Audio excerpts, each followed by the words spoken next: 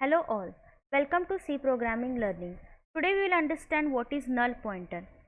When it comes to the situation when you are not having any address or exact address to the variable to assign, you can also use the null pointer. That means you can also use a null value to that address.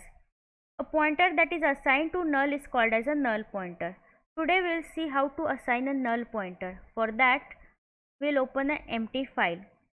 In this I am going to write down hash include stdio.h. Here I am writing standard input output.h header file, and then I am starting with an integer main function. Inside integer main function I am going to declare my pointer as integer, that is data type of my pointer, and then asterisk sign, which is very much important to declare a pointer, and I am giving name as a ptr to my pointer is equal to I am giving a value of null.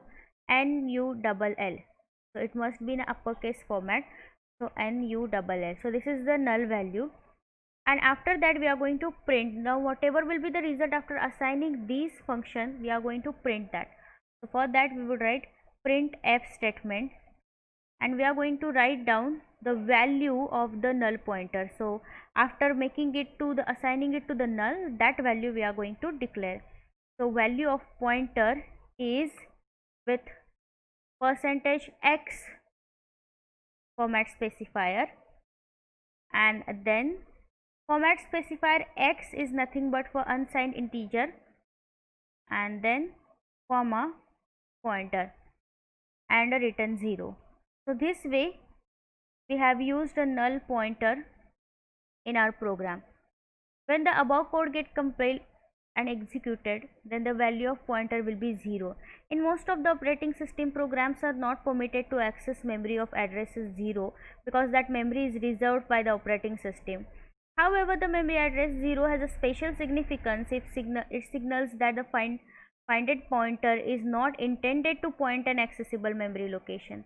That means for some memory facilities we can use a null pointer. Let's save it,